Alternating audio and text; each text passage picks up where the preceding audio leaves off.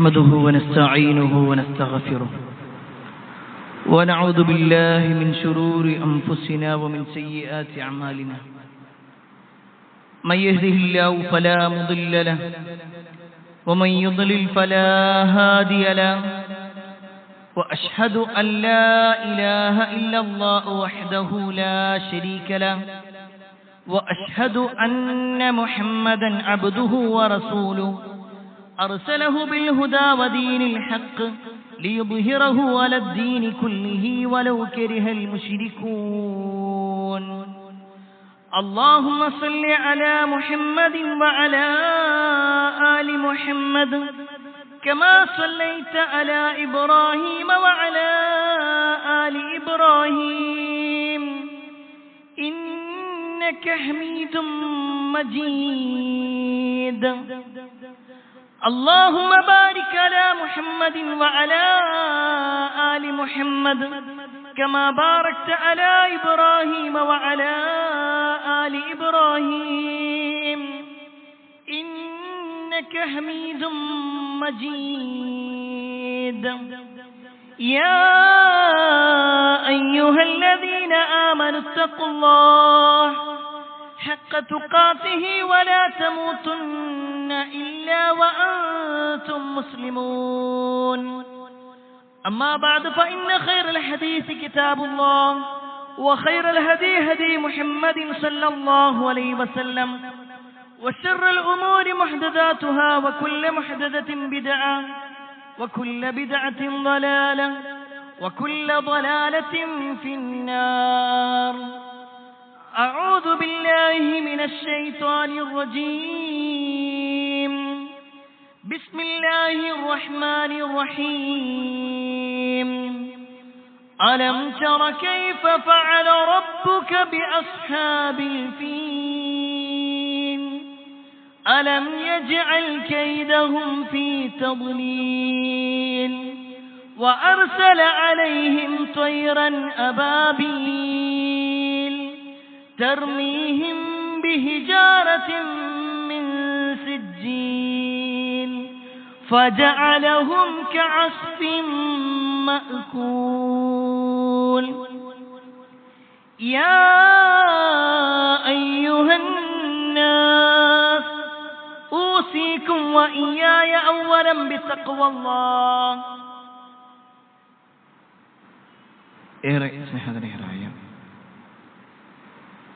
സത്യവിശ്വാസികളെ, സഹോദരന്മാരെ, സഹോദരിമാരെ, രക്ഷിതാക്കളെ,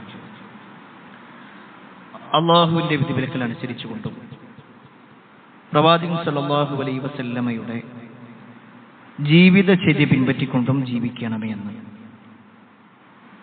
ആദ്യമായി എന്നോടും തുടർന്ന് നിങ്ങൾ ഓരോരുത്തരോടും ഉണർത്തുകയാണ്, വസിയ്യത്ത് ചെയ്യുക. നമുക്കേവർക്കും സുപരിചിതമായ ഒരു സൂറത്താണ് സൂറത്തുൽ ഫീൽ. ഒരുപക്ഷെ നമ്മളെല്ലാവരും മനഃപ്പാടമാക്കിയിട്ടുള്ളതും ചെറിയ രൂപത്തിലെങ്കിലും അതിന്റെ അർത്ഥവും ആശയവും ബോധ്യപ്പെട്ടതുമാണ്. കേവലം ഒരു സൂറത്ത് എന്നതിലുപരിയായി വലിയ ഒരു ചരിത്ര സംഭവത്തെക്കുറിച്ചാണ് അല്ലാഹു സുബ്ഹാനഹു വ തആല ഈ ഒരു സൂറത്തിന്റെ ആയത്തുകളിലൂടെ നമ്മളെ പഠിപ്പിക്കുന്നത്. റസൂലുള്ളാഹി സ്വല്ലല്ലാഹു അലൈഹി വസല്ലമയുടെ ജനനത്തിന് മുമ്പ് സംഭവിച്ച ഒരു സംഭവം. ആ മക്കയിൽ ഉണ്ടായിരുന്ന പല ആളുകൾക്കും പരിചയമുണ്ടായിരുന്ന സംഭവം. ആ സംഭവത്തെക്കുറിച്ച് അല്ലാഹു സുബ്ഹാനഹു വ തആല ഖുർആനിൽ ഒരു സൂറത്ത് അവതരിപ്പിക്കുമ്പോൾ തീർച്ചയായും അത് കേവലം ഒരു ചരിത്ര പഠനത്തിന് വേണ്ടിയല്ല, മറിച്ച് അതൊരു ബോധ്യപ്പെടുത്തൽ കൂടിയാണ്. അല്ലാഹു സുബ്ഹാനഹു വ തആല ചില സംരക്ഷണങ്ങൾ നൽകും എന്നതും അല്ലാഹു സുബ്ഹാനഹു വ തആല ചില താക്കീതുകൾ നൽകുമെന്നും, ഇത് രണ്ടും ഈ സൂറത്തിന്റെ പ്രത്യേകതയാണ്. എന്താണ് ഈ ഒരു സൂറത്തിൽ പരാമർശിക്കുന്ന സംഭവം? അസ്ഹാബുൽ ഫീലുമായി ബന്ധപ്പെട്ടുകൊണ്ട്, ആനക്കാരുമായി ബന്ധപ്പെട്ടുകൊണ്ടുള്ള ചരിത്രം വിശദീകരിക്കുമ്പോൾ ആ ഒരു സംഭവത്തിൽ മാത്രം ഊന്നി നിൽക്കാനല്ല, അതിനു മുമ്പുള്ള ചില ചരിത്ര സംഭവങ്ങൾ കൂടി നമ്മൾ മനസ്സിലാക്കേണ്ടതുണ്ട്. നമ്മൾ ചരിത്രം വായിക്കുമ്പോൾ യമൻ എന്ന് പറയുന്ന ഒരു പ്രദേശം, ആ യമനിലെ രാജാക്കന്മാരായിരുന്നു തുബ്ബ രാജാക്കന്മാർ.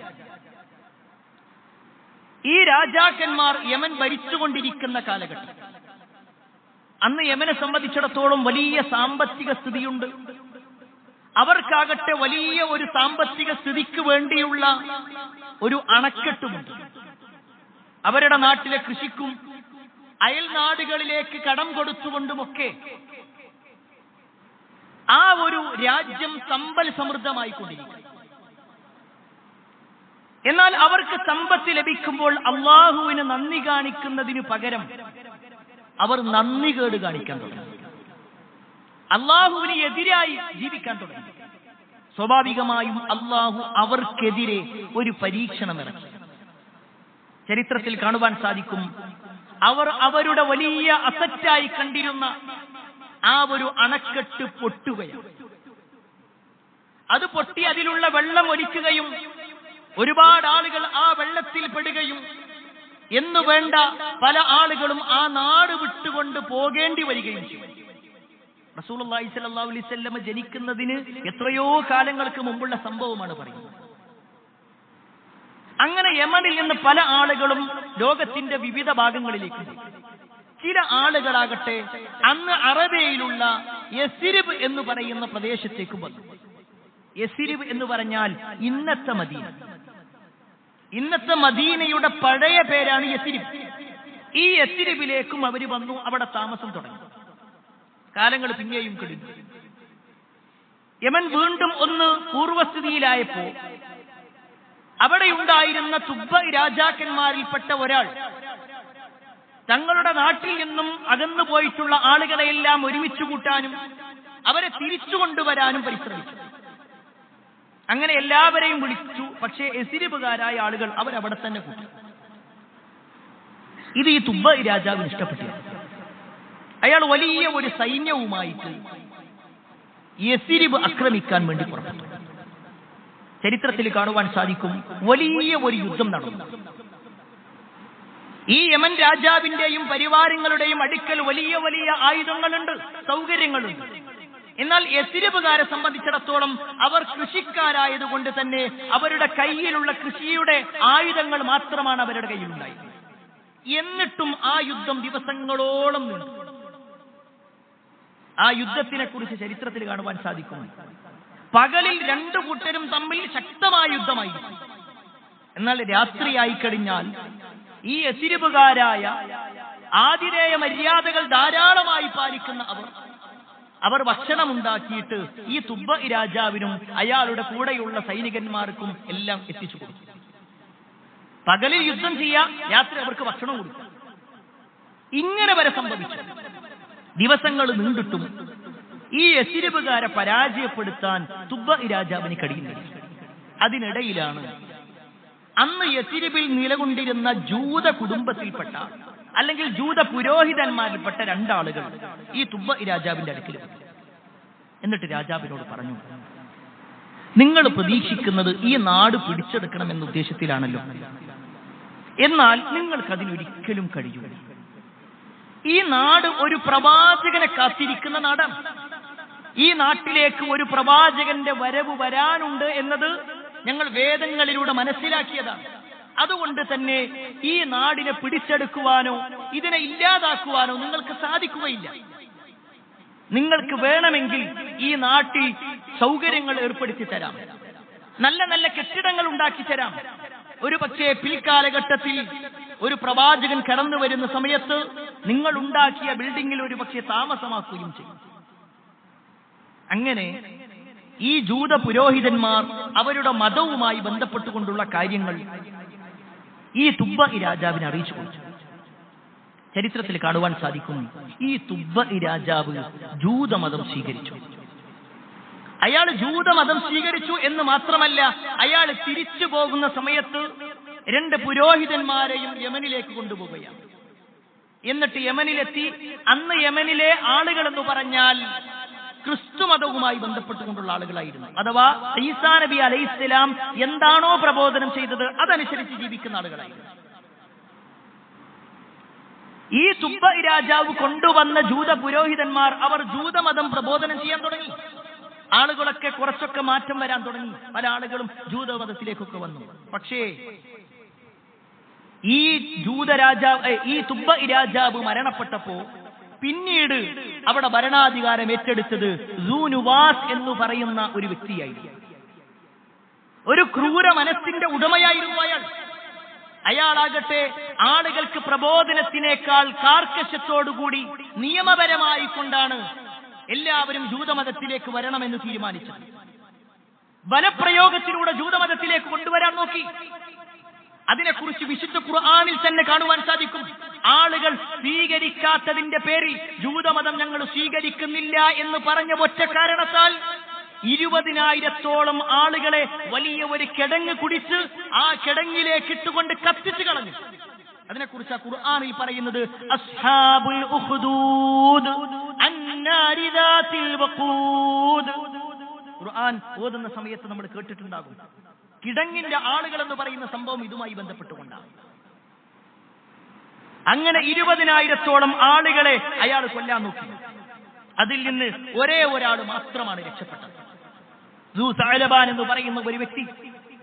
അയാൾ വേഗം അവിടെ നിന്ന് രക്ഷപ്പെട്ടിട്ട് അന്നത്തെ ക്രിസ്ത്യാനികളുടെ നേതാവായിട്ടുള്ള കൈസർ രാജാവിന്റെ അടുക്കിലേക്ക് ചെന്നു. എന്നിട്ട് കൈസർ രാജാവിനോട് ഉണ്ടായ സംഭവങ്ങൾ പറഞ്ഞു. ഞങ്ങൾ യമനിൽ പീഡിപ്പിക്കപ്പെട്ടുകൊണ്ടിരിക്കുകയാണ്. ഞങ്ങൾക്ക് യഥാർത്ഥ മതമനുസരിച്ചുകൊണ്ട് ഞങ്ങളുടെ വിശ്വാസം അനുസരിച്ചുകൊണ്ട് ജീവിക്കാൻ പറ്റുന്നില്ല. അതുകൊണ്ട് അവിടെയുള്ള ദൂനുവാസ് എന്ന് പറയുന്ന ആ ഒരു രാജാവിനെതിരെ നിങ്ങൾ എന്തെങ്കിലും ചെയ്യണം. അന്ന് കൈസർ രാജാവ് എന്ന് പറഞ്ഞാൽ ചക്രവർത്തിയാണ്, ഒരുപാട് രാജ്യങ്ങളുടെ നേതാവാണ്. ഈ കൈസർ രാജാവിന്റെ കീഴിലുണ്ടായിരുന്ന ഒരു പ്രദേശമായിരുന്നു അബ്സീനിയ എന്ന് പറയുന്ന പ്രദേശം. ഈ അബ്സീനിയയിലെ രാജാവായിരുന്നു നജ്ജാശി രാജാവ്. നജ്ജാശി രാജാവിന് കൈസർ രാജാവ് ഒരു കത്തയക്കുകയാണ്. നിങ്ങൾ ഒരു സൈന്യത്തെ ഈ യമനിലേക്ക് പറഞ്ഞേക്കണം. ഈ തരത്തിൽ നടത്തുന്ന തെറ്റുകളൊക്കെ, ബലപ്രയോഗങ്ങളൊക്കെ ഒഴിവാക്കണം. നിർബന്ധ മതപരിവർത്തനം ഇല്ലാതാക്കണം. ഈ രൂപത്തിൽ ചില കാര്യങ്ങൾ നിർദ്ദേശിച്ചുകൊണ്ട് കൈസർ രാജാവ് അബ്സീനയിലെ രാജാവായിരുന്ന നജ്ജാശി രാജാവിന് കത്തയച്ചു. നജ്ജാശി രാജാവ് കത്ത് സ്വീകരിച്ചു എന്ന് മാത്രമല്ല, തന്റെ സൈന്യനായകനായ അരിയാത്ത് എന്ന് പറയുന്ന ഒരു വ്യക്തിയെയും ഒരു പറ്റം സൈന്യത്തെയും യമനിലേക്ക് പറഞ്ഞയച്ചു. ഈ അരിയാത്തിന്റെ കൂടെ ഉണ്ടായിരുന്ന ഒരു വ്യക്തിയായിരുന്നു അബ്രഹം. അരിയാത്ത് എന്ന് പറയുന്ന സൈന്യനായകന്റെ കൂടെ ഉണ്ടായിരുന്ന ഒരു വ്യക്തി. നജ്ജാശി രാജാവ് ഏൽപ്പിക്കുന്നത് അരിയാത്തിനെയാണ്. അങ്ങനെ അരിയാത്തും സൈന്യവും ഒക്കെ ആയിക്കൊണ്ട് യമനിലേക്ക് ചെന്നു. ഇങ്ങനെ ഒരു സൈന്യം വരുന്നുണ്ട് എന്നറിഞ്ഞതും യമനിലെ ഭരണാധികാരിയായിരുന്ന ദൂനുവാസ് കടലിൽ ചാടിക്കൊണ്ട് ആത്മഹത്യ ചെയ്തു. പിന്നീട് അവർ ചെല്ലുമ്പോൾ യമൻ പൂർണ്ണമായിക്കൊണ്ട് ഈ ബലപ്രയോഗങ്ങളെല്ലാം ഒഴിവാക്കി. അവിടുത്തെ ചില അധികാരങ്ങൾ ഈ അരിയാത്തിന്റെ കയ്യിലായി. എന്നാൽ അരിയാത്ത് ഈ ഭരണം ഏറ്റെടുക്കുന്നത് കൂടെയുണ്ടായിരുന്ന അബ്രഹത്തിന് ഇഷ്ടപ്പെട്ടില്ല. രണ്ടുപേരും തമ്മിൽ തർക്കമായി. അവസാനം രണ്ട് ചേരിയാകുന്നൊരവസ്ഥയുണ്ടായി. ചരിത്രത്തിൽ കാണുവാൻ സാധിക്കും. ആ സമയത്ത് അരിയാത്ത് പറയുന്നുണ്ട്, നമ്മൾ രണ്ട് ചേരിയായി യുദ്ധം ചെയ്യണ്ട, നമ്മൾ രണ്ടുപേരും തമ്മിൽ യുദ്ധം ചെയ്യും. ആരാണോ വിജയിക്കുന്നത് അവർ യമന്റെ ഭരണാധികാരിയായി. അബ്രഹത്ത് സമ്മതിച്ചു. അരിയാത്ത് എന്ന് പറഞ്ഞാൽ നല്ല ഹൈറ്റും വെയിറ്റുള്ള കഴുത്തനായ ഒരാളായിരുന്നു. അബ്രഹത്താകട്ടെ കുറിയ ഒരു മനുഷ്യൻ, കുറിയ ഒരാൾ, നല്ല തടിച്ചുകൊണ്ട് ശാരീരികമായ കഴിവുകളൊന്നുമില്ലാത്ത ഒരാൾ. അരിയാത്താകട്ടെ യുദ്ധം തുടങ്ങി. രണ്ടുപേരും തമ്മിലുള്ള ദ്വന്ദ്വയുദ്ധം തുടങ്ങിയപ്പോഴേക്ക് തന്നെ അരിയാത്ത് ഒരു വെട്ട് അബ്രഹത്തിന്റെ തലക്ക് വെട്ടി. അബ്രഹത്ത് അവിടെ വീണുപോയി. പക്ഷേ അബ്രഹത്ത് കുടില ബുദ്ധിയുള്ള ആളായിരുന്നു. അയാൾ മറ്റൊരാളെ ഏൽപ്പിച്ചിട്ടുണ്ടായിരുന്നു ഈ അരിയാത്തിനെതിരെ പ്രവർത്തിക്കാൻ. അങ്ങനെ മറഞ്ഞു നിൽക്കുന്ന ശത്രു വന്നുകൊണ്ട് അരിയാത്തിനെ കൊലപ്പെടുത്തി. അങ്ങനെ അവിടുത്തെ ഭരണാധികാരിയായി അബ്രഹത്ത് എന്ന് പറയുന്ന ഭരണാധികാരി വരും. അബ്രഹത്ത് ഭരണാധികാരിയായെങ്കിലും നജ്ജാശി രാജാവിനെ സംബന്ധിച്ചിടത്തോളം അത് വല്ലാത്ത ഒരു പ്രയാസം ഉണ്ടാക്കി. കാരണം നജ്ജാശി രാജാവ് പറഞ്ഞയച്ച ആളിനെയാണ് ഈ അബ്രഹത്ത് കൊലപ്പെടുത്തിയത്. അതുകൊണ്ട് തന്നെ ഈ അബ്രഹത്തിനെതിരെ നജ്ജാശി രാജാവ് പുറപ്പെടാൻ തീരുമാനിച്ചു. ഈ നജ്ജാശി രാജാവിനെ സമാധാനിപ്പിക്കാൻ വേണ്ടി അബ്രഹത്ത് ഉണ്ടാക്കിയ ഒരു ക്രിസ്തീയ ദേവാലയമുണ്ടായിരുന്നു. അതിന്റെ പേരാണ് കുല്ലൈ. നമ്മൾ അസ്ഹാബുൽ ഫീലിന്റെ ചരിത്രം പറയുമ്പോൾ ഇവിടുന്ന് അങ്ങോട്ട് തുടങ്ങി. ഇത്രയും ആമുഖം പറയാനുള്ള കാരണം, ഒരു സുപ്രഭാതത്തിൽ രാവിലെ എഴുന്നേറ്റ സമയത്ത് അബ്രഹത്തിന് തോന്നിയതല്ല ഈ കഅബ പൊളിക്കണം എന്നുള്ളത്, മറിച്ച് അതിനൊരു ചരിത്രമുണ്ട്. ആ ചരിത്രമാണ് ഓർമ്മപ്പെടുത്തിയത്. ആ ചരിത്രത്തിൽ ഏറ്റവും സുപ്രധാനമായ സംഭവം ഇനി അങ്ങോട്ടാണ്. കുല്ലൈസ് എന്ന് പറയുന്ന വലിയ ഒരു ക്രിസ്തീയ ദേവാലയം ഈ അബ്രഹത്ത് ഉണ്ടാക്കി. എന്നിട്ട് എല്ലാവരോടും പറഞ്ഞു, നിങ്ങൾ ഇങ്ങോട്ട് വരും. ആളുകളുടെ അടുത്തേക്കെല്ലാം ഓരോ ഗോത്രങ്ങളിലേക്കും ആളുകളെ പറഞ്ഞയച്ചു. എന്നിട്ട് പറഞ്ഞു, നിങ്ങൾ ഇങ്ങോട്ട് വരും. ഇനി വേറെ ഒരു ദേവാലയവും വേണ്ട, ഒരു ആരാധനാലയവും വേണ്ട, എല്ലാവരും ഇവിടെ വരും. ഇവിടെ നിങ്ങൾക്ക് ആരാധിക്കാം, നല്ല നല്ല സൗകര്യങ്ങൾ ഇവിടെയുണ്ട് എന്ന് പറഞ്ഞുകൊണ്ട് ഇയാൾ ഈ ഒരു കുല്ലൈസ് ആളുകൾക്ക് തുറന്നു കൊടുത്തു.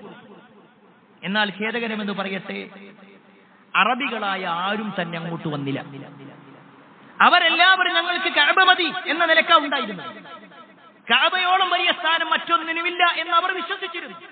അവർ ശിർക്ക് ചെയ്യുന്ന ആളുകളാണെങ്കിലും അവർ വന്നില്ല എന്ന് മാത്രമല്ല, ഒരു ഗോത്രത്തിൽപ്പെട്ട ഒരാൾ വന്നിട്ട് അതിന്റെ ഉള്ളിൽ മാലിന്യങ്ങളാക്കുകയും അതിന്റെ സമീപത്ത് വെച്ചുകൊണ്ട് ഭക്ഷണങ്ങൾ ഉണ്ടാക്കി തീപ്പൊരി വന്ന് ആ ഒരു കുല്ലൈസ് തകർന്നു പോകുകയും ചെയ്യും. സ്വാഭാവികമായും യമനിലെ അന്നത്തെ ഭരണാധികാരിയായ അബ്രഹത്തിനെ സംബന്ധിച്ചിടത്തോളം അത് വല്ലാത്ത ദേഷ്യം ഉണ്ടാക്കി. അറബികൾ താൻ ഉണ്ടാക്കിയ ദേവാലയത്തിലേക്ക് വന്നില്ല എന്ന് മാത്രമല്ല, അത് നശിപ്പിക്കുന്ന പ്രവർത്തനങ്ങളാണ് ചെയ്തത്. ഇനി ഒരിക്കലും തന്നെ അവർക്ക് അവിടെ ഒരു ദേവാലയത്തിന്റെ ആവശ്യമില്ല. അവർക്ക് കഅബയുള്ളത് കൊണ്ടാണല്ലോ ഇത്രയും അഹങ്കാരമുള്ളത്.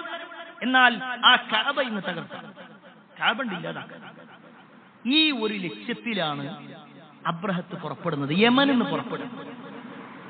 അന്ന് അബ്രഹത്ത് ഇറങ്ങുമ്പോൾ അയാളുടെ കൂടെ 60,000 ആളുകൾ ഉണ്ടായിരുന്നു.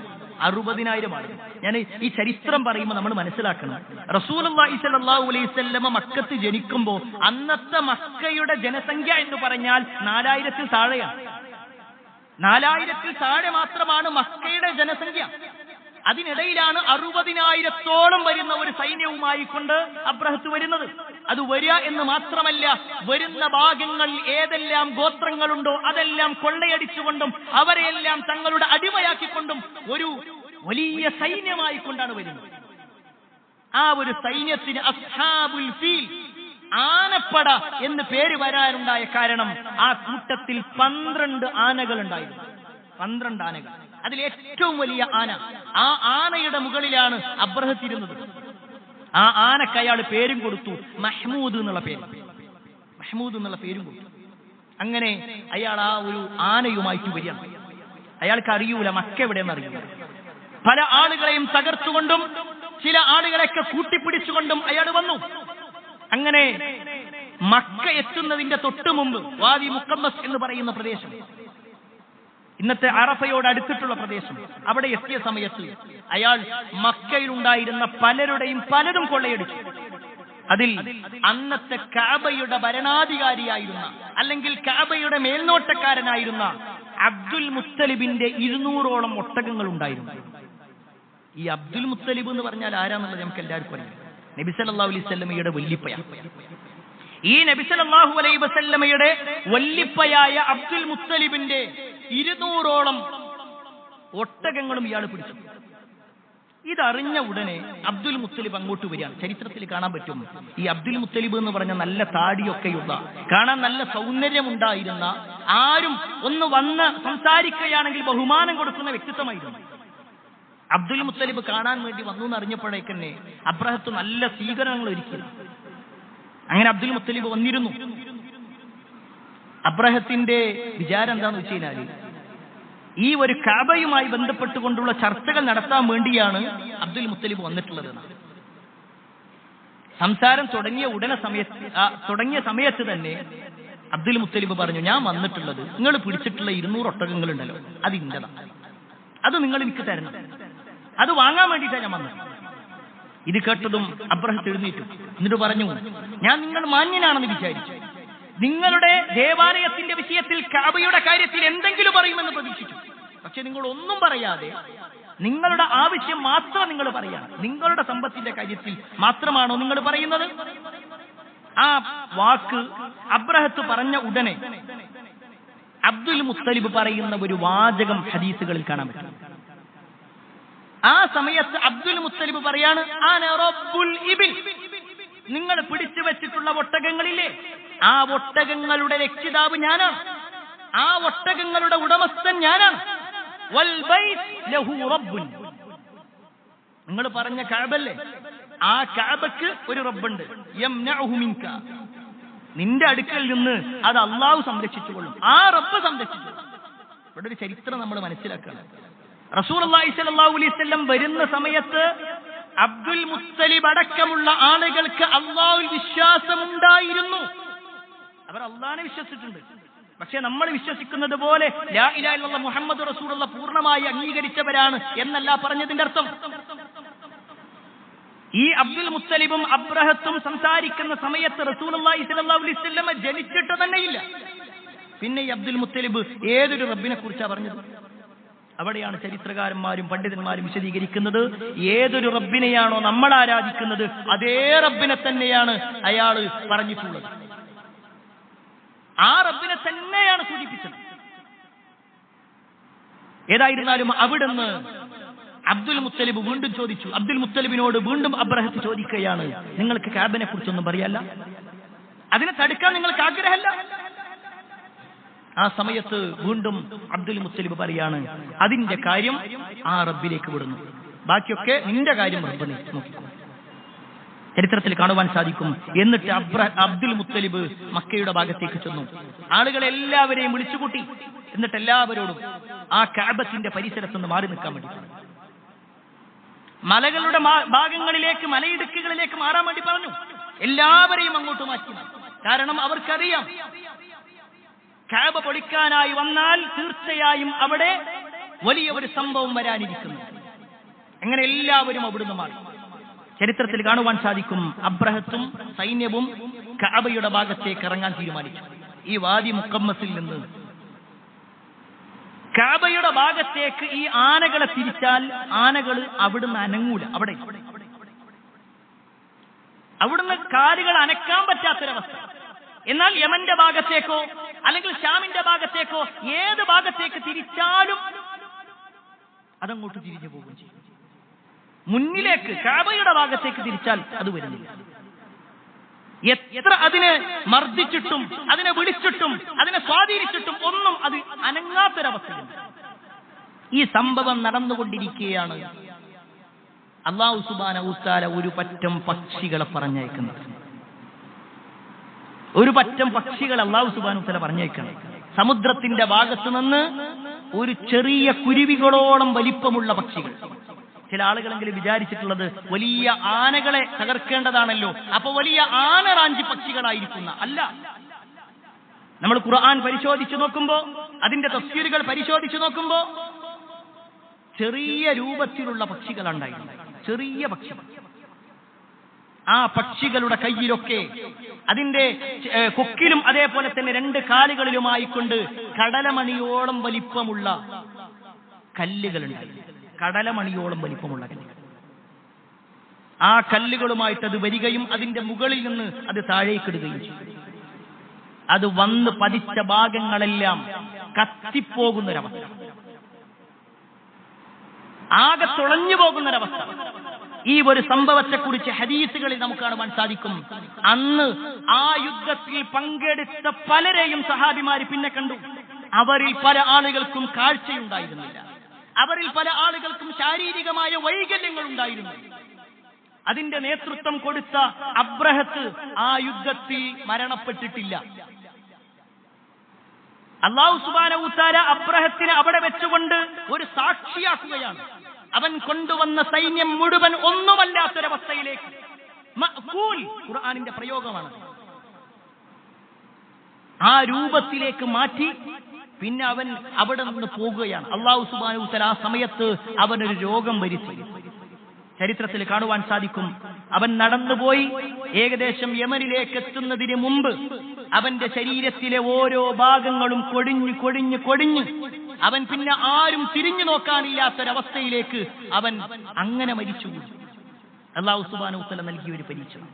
പ്രിയപ്പെട്ടവരെ, ഇതാണ് വിശുദ്ധ ഖുർആൻ സൂറത്തുൽ ഫീലിലൂടെ നമ്മെ പഠിപ്പിക്കുന്നതെങ്കിൽ ഈ ഒരു സൂറത്തിന്റെ അർത്ഥം കൂടി നമ്മളൊന്ന് മനസ്സിലാക്കണം. വിശുദ്ധ ഖുർആനിലൂടെ അല്ലാഹു സുബ്ഹാനഹു വ തആല പറയാ, അലം തറ കൈഫ ഫഅല റബ്ബുക ബി അസ്ഹാബിൽ ഫീൽ.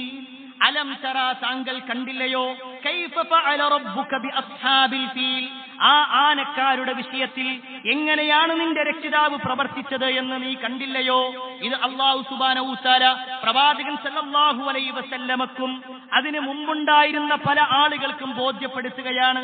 രണ്ടാമതായി കൊണ്ട് അല്ലാഹു പറയുന്നു, അലം യജ്അൽ കൈദഹും ഫീ തദ്ലീൽ. അവരുടെ ആ ഒരു കൈദ്, അവരുടെ തന്ത്രം, ഈ കഅബ പൊളിക്കുക എന്ന ഒരു തന്ത്രത്തെ അല്ലാഹു സുബ്ഹാനഹു വ തആല അവരിൽ നിന്ന് വഴിവിടവിലാക്കി. വഅർസല അലൈഹിം ത്വയ്റൻ അബാബീൽ. അവരുടെ അടുക്കിലേക്ക് കൂട്ടം കൂട്ടമായിട്ടുള്ള പക്ഷികളെ അല്ലാഹു സുബ്ഹാനഹു വ തആല പറഞ്ഞയച്ചു. ഈ അബാബീൽ പക്ഷികൾ എന്നല്ല, അബാബീൽ എന്ന് പറഞ്ഞു കഴിഞ്ഞാൽ കൂട്ടം കൂട്ടമായിട്ടുള്ളത്. അങ്ങനെ കൂട്ടം കൂട്ടമായിട്ടുള്ള ചെറിയ പക്ഷികൾ, ചെറിയ കുരുവികളോളം വലിപ്പമുള്ള പക്ഷികൾ, അങ്ങനെയുള്ള പക്ഷികളെ അല്ലാഹു സുബ്ഹാനഹു വ തആല അവരിലേക്ക് പറഞ്ഞയച്ചു.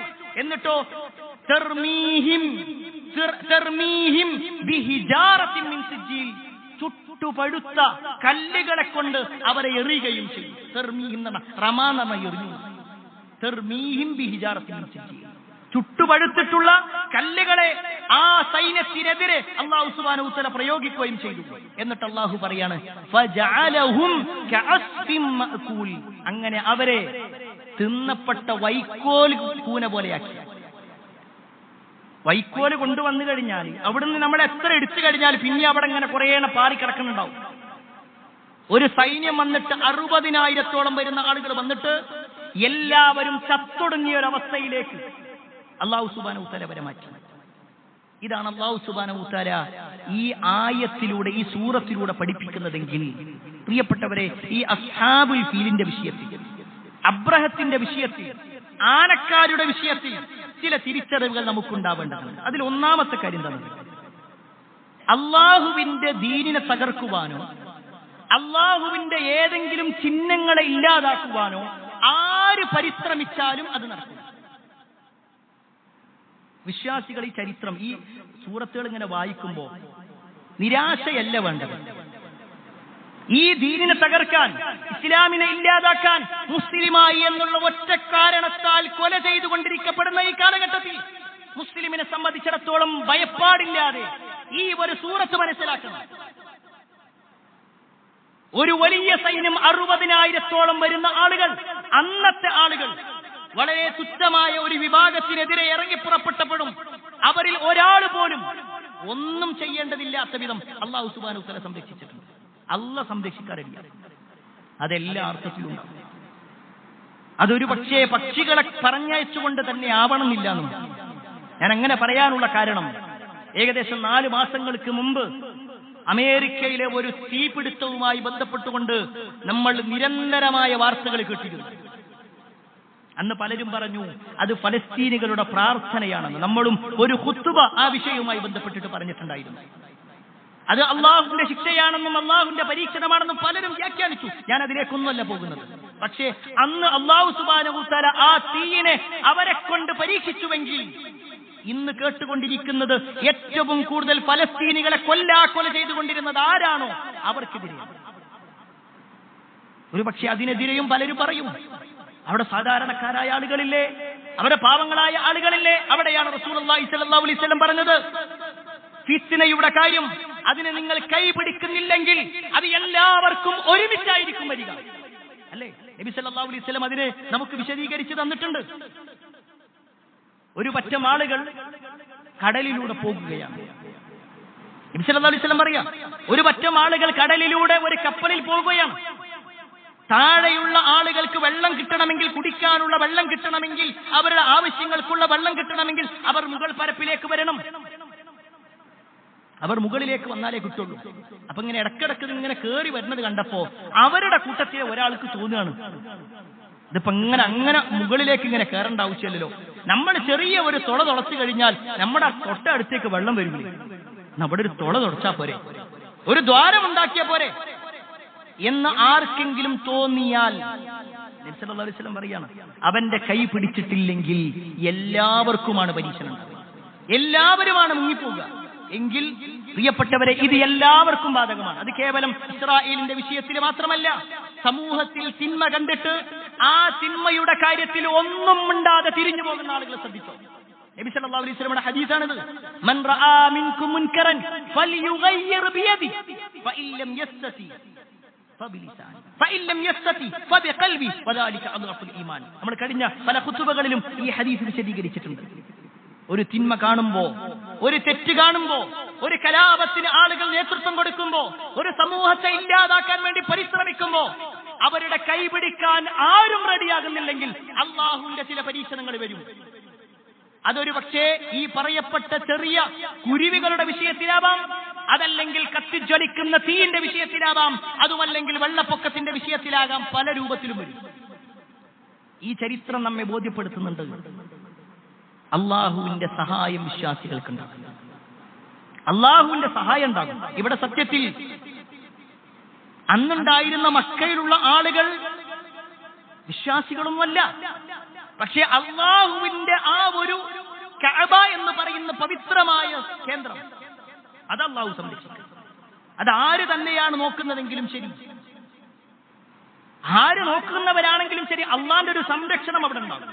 അവിടെ പ്രിയപ്പെട്ടവരെ നമ്മൾ മനസ്സിലാക്കണം, നമ്മുടെ ജീവിതത്തിൽ അള്ളാഹുവിന്റെ സംരക്ഷണം കിട്ടണമെങ്കിൽ അതിന് ഒരു വിശ്വാസി എന്ന നിലക്കുള്ള ചില മാറ്റങ്ങളൊക്കെ നമ്മുടെ ജീവിതത്തിലുണ്ട്. നമ്മൾ സ്വയം പരിശോധിക്കണം എന്നതുകൂടി ഓർമ്മപ്പെടുത്തുകയാണ്.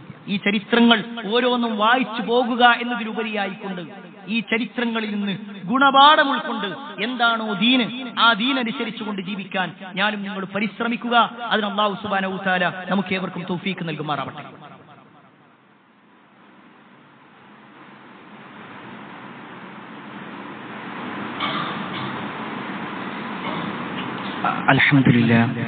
അൽഹംദുലില്ലാഹി റബ്ബിൽ ആലമീൻ വസ്സലാത്തു വസ്സലാമു അലാ റസൂലില്ലാഹ് വഅലാ ആലിഹി വഅസ്ഹാബിഹി അജ്മഈൻ. അമ്മാ ബഅദ്. പ്രിയപ്പെട്ട സഹോദരങ്ങളെ, സത്യവിശ്വാസികളെ, അല്ലാഹുവിന്റെ വിധിവിലക്കുകൾ അനുസരിച്ചുകൊണ്ടും പ്രവാചകൻ സല്ലല്ലാഹു അലൈഹി വസല്ലമയുടെ ജീവിതചര്യ പിൻപറ്റിക്കൊണ്ടും ജീവിക്കണമേ എന്ന് ഒരിക്കൽ കൂടി എന്നോടെന്ന പോലെ നിങ്ങൾ ഓരോരുത്തരോടും ഉണർത്തുകയാണ്, വസിയ്യത്ത് ചെയ്യുന്നത്. നമ്മുടെ നാടിന്റെ അവസ്ഥ പലപ്പോഴും നമ്മളൊന്നും പ്രതീക്ഷിക്കാത്ത രൂപത്തിലേക്ക് മാറിക്കൊണ്ടിരിക്കുന്നു എന്നത് ഒരു സത്യമാണ്. ഓരോ ദിവസവും കേട്ടുകൊണ്ടിരിക്കുന്ന വാർത്ത, നമ്മൾ വായിക്കുന്ന വാർത്തകൾ, നമ്മൾ കാണുന്ന കാഴ്ചകളൊക്കെ അങ്ങനെയാണ്. എന്നാൽ അവിടെ എല്ലാ ആളുകളും പറയാറുള്ള ഒരു കാര്യമാണ്, ഇന്നത്തെ തലമുറ, ഇന്നത്തെ മക്കളുടെ ഒരവസ്ഥ, അവരാണ് ഇങ്ങനെയാണ്. ഇന്നത്തെ കുട്ടികൾക്ക് തീരെ അനുസരണമില്ലാത്ത അവസ്ഥയാണ്. ഇന്നത്തെ കുട്ടികൾ തീരെ പടച്ചോനെ പേടിയില്ലാത്തൊരവസ്ഥയിലാണ്. ഇങ്ങനെ എല്ലാവരും കുട്ടികളിലേക്ക് വിരൽ ചൂണ്ടിക്കൊണ്ട് അവരാണ് പ്രശ്നക്കാർ, അവരാണ് പ്രശ്നം. ഇതാണ് പൊതുവേ നമ്മുടെ സമൂഹം നമ്മൾ നോക്കിക്കഴിഞ്ഞാൽ കണ്ടുകൊണ്ടിരിക്കുന്നത്. എല്ലാവർക്കും പറയാനുള്ളത് കുട്ടികളാണ് പ്രശ്നക്കാർ, അല്ലെങ്കിൽ ഇന്നത്തെ തലമുറയാണ് പ്രശ്നം. എന്നാൽ നമ്മളിവിടെ സ്വയം പരിശോധിക്കേണ്ട ഒരു കാര്യം, ഒരു കുട്ടി ജന്മനാൽ അങ്ങനെയാണ്, ഒരു കുട്ടി ജന്മനാൽ ഈ രൂപത്തിലായിരുന്നു അല്ല എന്നുള്ളതാണ് റസൂലുള്ളാഹി സ്വല്ലല്ലാഹു അലൈഹി വസല്ലം പഠിപ്പിക്കുന്നത്. നബി സല്ലല്ലാഹു അലൈഹി വസല്ലമയുടെ ഹദീസിൽ കാണാൻ പറ്റും, കുല്ലു മൗലൂദിൻ യൂലദു അലൽ ഫിത്ർ. എല്ലാ കുട്ടികളും ജനിക്കുന്നത് ശുദ്ധ പ്രകൃതിയോടെയാണ്. ഒരു അളവ് മോഷണമോ മോശത്തരങ്ങളോ തെമ്മാടിത്തരങ്ങളോ ഒന്നുമില്ലാത്ത പെർഫെക്റ്റ് ആയിട്ടാണ് അല്ലാഹു സുബ്ഹാനഹു വ തആല കുട്ടികളെ ഇറക്കുന്നത്, അല്ലെങ്കിൽ ആ കുട്ടികൾ പ്രസവിക്കപ്പെടുന്നത്. എന്നിട്ട് നബി സല്ലല്ലാഹു അലൈഹി വസല്ലം വീണ്ടും പറയാണ്, ഫഅബവാഹു യുഹവ്വിദാനിഹി ഔ യുമജ്ജിസാനിഹി ഔ യുനസ്സിറാനി. അവന്റെ മാതാപിതാക്കളാണ് അവനെ യഹൂദിയോ മജൂസിയോ നസ്രാനിയോ മുസ്ലിമോ ക്രിസ്ത്യനോ ഹിന്ദുവോ ഒക്കെ ആക്കുന്നത്, അവന്റെ മാതാപിതാക്കൾ. അത് കേവലം മതത്തിന്റെ വിഷയത്തിൽ മാത്രമല്ല, ഈ കുട്ടികൾ തെറ്റുകളിലേക്ക് പോകാൻ ഒരു പരിധി വരെ കാരണം രക്ഷിതാക്കൾ തന്നെയാണ്. ഞാൻ ആരെയും കുറ്റപ്പെടുത്താൻ വേണ്ടി പറയല്ല. രക്ഷിതാക്കൾ തെറ്റ് ചെയ്തു എന്നതല്ല പറഞ്ഞതിന്റെ അർത്ഥം. ഒന്നുകിൽ അവരുടെ തെറ്റുകൾ മക്കൾ കാണുന്നു, അതല്ലെങ്കിൽ ഇന്നത് തെറ്റാണെന്ന് ബോധ്യപ്പെടുത്താൻ രക്ഷിതാവിന് കഴിയുന്നില്ല. അതിന് വേണ്ട നിർദ്ദേശങ്ങൾ പറഞ്ഞു കൊടുക്കുന്നില്ല. പലപ്പോഴും രക്ഷിതാക്കളുടെ ഇടപെടലൊക്കെ നടക്കുന്നത് ഈ ദുനിയാവുമായി ബന്ധപ്പെട്ടുള്ള വിഷയത്തിൽ മാത്രമായിരിക്കും. ഒരു കുട്ടി മദ്യപിച്ചു എന്ന വാർത്ത കേട്ടാൽ ഉടനെ രക്ഷിതാവ് പ്രതികരിക്കുന്നത് എങ്ങനെയാണ്? നീ എന്നെ കുറിച്ച് ആലോചിച്ചു, നമ്മുടെ കുടുംബത്തെ കുറിച്ച് ആലോചിച്ചു, എനിക്ക് സമൂഹത്തിനുള്ള വില നീ ആലോചിച്ചു, ഇതാ പറയണത്. ആ കുട്ടിനെ ചേർത്ത് നിർത്തിക്കൊണ്ട് മോനെ നിന്റെ പരലോകം എന്തായിരിക്കും? മദ്യപിക്കുന്ന ഒരാളുടെ പരലോകാവസ്ഥ എന്താ? എത്ര വലിയ കുറ്റമാണ് നിന്റെ അടുക്കൽ സംഭവിച്ചത്? മരണത്തിന് ശേഷം ഒരു ജീവിതം നീ വിശ്വസിക്കുന്നില്ലേ എന്ന് വളരെ സ്നേഹത്തോടുകൂടി ആ മകനെ ചേർത്ത് നിർത്തിക്കൊണ്ട് പറയാൻ പല രക്ഷിതാക്കൾക്കും സാധിക്കാറില്ല. ഒരു കുട്ടിയുടെ അടുക്കൽ തെറ്റ് കാണുമ്പോൾ ആ തെറ്റിനെ വിമർശിച്ച് ആ കുട്ടിയെ ഒന്നുമല്ലാത്ത ഒരവസ്ഥയിലേക്കാണ് പലപ്പോഴും കുടുംബക്കാരിൽ നിന്ന് പ്രവർത്തനങ്ങൾ ഉണ്ടാവാറ്. എന്നാൽ ഇതിനൊക്കെ ഒരു പരിഹാരമുണ്ട്. ഒരു പക്ഷേ നമ്മൾ എത്രത്തോളം ദീനിനെ മനസ്സിലാക്കുന്നുണ്ടോ അതിലേറെ നമ്മുടെ മക്കൾ ദീനിനെ മനസ്സിലാക്കുന്ന ചില ഘട്ടങ്ങളുണ്ട്. അതെന്തുകൊണ്ടാന്ന് ചോദിച്ചാൽ നമ്മൾ ആ ദീനിനെ കുട്ടികൾക്ക് പഠിപ്പിച്ചു കൊടുത്തിട്ടില്ല. ഞാൻ ഈ ഇരിക്കുന്ന ഓരോ രക്ഷിതാക്കളോടും ചോദിക്കാം, നിങ്ങൾ സ്വന്തത്തോട് ചോദിക്കാം, നമ്മുടെ കുട്ടിക്ക് നമ്മൾ ദീന് പഠിപ്പിച്ചു കൊടുത്തത് എപ്പോഴാണ്? നമുക്ക് പറയാനുണ്ടാകാൻ എന്താണെന്നറിയാം, ഞാൻ എൻ്റെ കുട്ടിനെ മദ്രസ പഠിപ്പിച്ചിട്ടുണ്ട്, ഞാൻ എൻ്റെ കുട്ടിനെ മദ്രസ പഠിപ്പിച്ചിട്ടുണ്ട്. ശരി, എപ്പോ? എത്രാം ക്ലാസ് വരെ? 4ാം ക്ലാസ് വരെ, അല്ലെങ്കിൽ 5ാം ക്ലാസ് വരെ. ആ സമയത്ത് ആ കുട്ടിയുടെ പ്രായം എന്ന് പറഞ്ഞാൽ 10 വയസ്സാണ്, അല്ലെങ്കിൽ 11 വയസ്സ്. പലപ്പോഴും കുട്ടികൾ സ്വന്തമായ ചില നിലപാടുകളിലേക്കും അഭിപ്രായങ്ങളിലേക്കും മാറുന്നത് ഈ പ്രായം കഴിഞ്ഞിട്ടാണ്. പക്ഷെ ആ സമയത്ത് ആ കുട്ടിയെ നേർവഴിയിലാക്കാനോ ആ കുട്ടിയെ ബോധ്യപ്പെടുത്താനോ പലപ്പോഴും അതിനുള്ള സൗകര്യങ്ങളില്ലാത്തൊരവസ്ഥയിലാണ് നമ്മൾ കാണാറുള്ളത്. പ്രിയപ്പെട്ടവരെ, ഞാൻ ഇത്രയും ഓർമ്മപ്പെടുത്തിയത് നമ്മുടെ മക്കൾ കാണണം, അവർ കേൾക്കണം, അവരറിയണം. എന്തിനെ കുറിച്ച്? അള്ളാഹുവിനെ കുറിച്ച്, പ്രവാചകൻ സല്ലല്ലാഹു അലൈഹി വസല്ലമയെ കുറിച്ച്, പരലോകത്തെ കുറിച്ച്, നരകത്തിന്റെ ഭയാനകതയെ കുറിച്ച്, സ്വർഗത്തിലെ സന്തോഷങ്ങളെ കുറിച്ച്. ഇതെല്ലാം അവരറിയണമെങ്കിൽ ഒരു പക്ഷേ നമ്മളെന്ന് പറയുന്ന വാപ്പ പറഞ്ഞാൽ അവർക്കത്ര ബോധ്യപ്പെടണമെന്നില്ല, നമ്മളെന്ന് പറയുന്ന ഉമ്മ പറഞ്ഞാൽ ഒരു പക്ഷേ അവർക്കത് മനസ്സിലായിക്കൊള്ളണമെന്നില്ല. എന്നാൽ അറിവുള്ള ആളുകൾ അവരുടെ ഓരോ ചോദ്യങ്ങളും കൃത്യമായി അതിനുള്ള മറുപടികൾ പറഞ്ഞുകൊണ്ട് അവരെ ബോധ്യപ്പെടുത്തിയാലോ അവർക്കത് ബോധ്യപ്പെടും. ചിലപ്പോഴൊക്കെ ഈ 12-13 വയസ്സുള്ള സമയത്താണ് കുട്ടികൾ പല ചോദ്യങ്ങൾ ചോദിക്കാറുണ്ട്. അവർ കേട്ടതുമായ, അവർ കണ്ടതായ, അവർ അറിഞ്ഞതായ പല ചോദ്യങ്ങൾ. ഒരു പക്ഷേ ഇത് ചോദിക്കുന്നത് ആരോടാണ്? വാപ്പയോടാണ്, അല്ലെങ്കിൽ ഉമ്മയോടാണ്. ഉത്തരം അറിയൂലെങ്കിൽ ഉടനെ ദേഷ്യപ്പെടാൻ രക്ഷിതാക്കൾ. ഉത്തരം അറിയൂലെങ്കിൽ ഞാനതൊന്ന് അന്വേഷിക്കട്ടെ, ഞാനൊന്ന് ഉസ്താദിനോട് ചോദിക്കട്ടെ, അല്ലെങ്കിൽ ഇതിന്റെ ഒരു മറുപടി ഒന്ന് പരിശോധിച്ചു നോക്കട്ടെ എന്ന് പറയൂല. ഇനി മേലാൽ അങ്ങനത്തെ ചോദ്യം ചോദിക്കരുതെന്നാണ്. അതല്ല ഉത്തരം. നമ്മൾ അവർക്ക് കൃത്യമായി, കാരണം ഇന്ന് മക്കളെ സംബന്ധിച്ചിടത്തോളം അവർ എത്രയോ ഉയരത്തിലാണ്, അവരുടെ പല ചിന്തകളും അങ്ങനെയാണ്. അതുകൊണ്ട് തന്നെ ആ മക്കള് കൃത്യമായി ദീന് മനസ്സിലാക്കുന്നൊരവസ്ഥയിലേക്കും അതിന്റെ സംശയങ്ങൾ ദൂരീകരിക്കുന്നൊരവസ്ഥയിലേക്കും എത്തേണ്ടതുണ്ട്. ഇൻഷാ അല്ലാഹ് അതിനുള്ള ഒരു സൗകര്യം ഈ വരുന്ന 11-ാം തീയതി പെരിന്തൽമണ്ണയിൽ വെച്ചുകൊണ്ട് നടക്കാം. 7ാം ക്ലാസ് കഴിഞ്ഞ കുട്ടികൾ 8ാം ക്ലാസ്സിലേക്ക് ജയിച്ച് പിന്നെ 8, 9, 10, +1, +2 ഡിഗ്രി PG തരത്തിലുള്ള കുട്ടികൾ വരെ പഠിച്ചുകൊണ്ടിരിക്കുന്ന എല്ലാ കുട്ടികളും അവിടെ സൗകര്യമുണ്ട്. ആൺകുട്ടികൾക്കും പെൺകുട്ടികൾക്കും ആയിരക്കണക്കിന് മക്കൾ അവിടെ പങ്കെടുക്കും. അത് കേവലം ഒരു സമ്മേളനത്തിനു വേണ്ടി നടത്തുന്ന സമ്മേളനമല്ല, മറിച്ച് ഓരോ കുട്ടിയുടെയും വീട്ടിൽ പോയി അവരെ കൃത്യമായി കണ്ട് ബോധ്യപ്പെടുത്തി അവരുടെ ഓരോ യൂണിറ്റ് തലത്തിലുള്ള വിദ്യാർത്ഥി സമ്മേളനങ്ങൾ സംഘടിപ്പിച്ചുകൊണ്ട് അതിനോടനുബന്ധിച്ചുകൊണ്ടുള്ള പ്രോഗ്രാമുകൾ സംഘടിപ്പിച്ചുകൊണ്ട് ആ കുട്ടിക്കുള്ള സംശയങ്ങൾ ദൂരീകരിച്ചുകൊണ്ട് ഇനിയും സംശയങ്ങൾ ഉണ്ടെങ്കിൽ കൃത്യമായി അവിടെയുള്ള പവലിയൽ തയ്യാറാക്കിക്കൊണ്ട് അതിനുള്ള പണ്ഡിതന്മാരെ വെച്ചുകൊണ്ടുള്ള ഒരു പ്രോഗ്രാമാണ്. പൊതുവായ സമ്മേളനങ്ങളുണ്ട്. പ്രിയപ്പെട്ട രക്ഷിതാക്കളോട് ഓർമ്മപ്പെടുത്താനുള്ളത്, നമ്മുടെ മക്കൾ അതിൽ എത്തുന്നുണ്ട് എന്നത്. എന്റെ മകൻ തീർച്ചയായും ആ ഒരു പ്രോഗ്രാം നടക്കുമ്പോൾ എന്റെ കുട്ടി അവിടെ ഉണ്ടാവണം, എന്റെ മോൾ അവിടെ ഉണ്ടാവണം എന്ന ഒരു ചിന്ത, അതൊരിക്കലും ഒരു കൂട്ടായ്മയിലേക്ക് അളച്ചേർക്കാൻ വേണ്ടിയല്ല ഈ പറയുന്നത്. മറിച്ച് എല്ലാം നഷ്ടപ്പെട്ടിട്ടാണ് പല ആളുകളും പറയാറുള്ളത്. നമ്മളെപ്പോലത്തെ ആളുകളൊക്കെ വിളിച്ചിട്ട് പറയും, കുറച്ച് സമയം ഒന്ന് സംസാരിക്കാൻ പറ്റുമോ? എന്റെ മോന്റെ വിഷയത്തിലാണ്, എന്റെ മോളെ വിഷയത്തിലാണ്. വളരെ വളരെ ഗൗരവപ്പെട്ട ചില സംഭവങ്ങൾ ഉണ്ടായി. പ്രിയപ്പെട്ടവർ, എല്ലാം സംഭവിച്ചിട്ടാണ് നമ്മൾ പരിഹാരങ്ങൾ അന്വേഷിക്കുന്നത്. ആ സംഭവിക്കുന്നതിന് മുമ്പേ, നമ്മുടെ കുട്ടികളിൽ കൂട്ടുകെട്ട് മോശമാകുന്നതിന് മുമ്പ്, തിന്മകൾ അവരിലേക്ക് വേരൂന്നുന്നതിന് മുമ്പ് അവരെ കൃത്യമായി നല്ല മക്കളാക്കി മാറ്റാൻ, അവരുടെ തെറ്റുകളിൽ നിന്നെല്ലാം അവരെ മാറ്റി നിർത്താനുള്ള ഒരു സൗകര്യമാണ് ഈ ഒരു സംഭവം എന്നതുകൂടി നമ്മൾ ഓർക്കുക. അല്ലാഹു സുബ്ഹാനഹു വ തആല നമ്മുടെ മക്കളെയെല്ലാം സ്വാലിഹായ സന്താനങ്ങളാക്കി മാറ്റുമാറാവട്ടെ. എല്ലാ അർത്ഥത്തിലും ഈ ലോകത്തും പരലോകത്തും നമുക്ക് ഉപകാരമുള്ള മക്കളാക്കി അല്ലാഹു നമ്മുടെ മക്കളെ മാറ്റുമാറാവട്ടെ. ഒരുപാട് ആളുകൾ പ്രാർത്ഥനയോട് വസിയത്ത് നൽകിയിട്ടുണ്ട്. എല്ലാവരുടെയും പ്രാർത്ഥനകൾ അല്ലാഹു സ്വീകരിക്കുമാറാവട്ടെ. അല്ലാഹുമ്മ ഗ്ഫിർ ലിൽ മുഅ്മിനീന വൽ മുഅ്മിനാത്ത് വൽ മുസ്ലിമീന വൽ മുസ്ലിമാത്ത് അൽ അഹ്യാഇ മിൻഹും വൽ അംവാത്ത് ഇന്നക മുജീബു ദഅവാതി യാ ഖാദിൽ ഹാജാത്ത്. اللهم اجرنا من النار، اللهم اجرنا من النار، اللهم اجرنا من النار. ربنا آتنا في الدنيا حسنة وفي الآخرة حسنة وقنا عذاب النار. آمين آمين برحمتك يا أرحم الراحمين والحمد لله رب العالمين.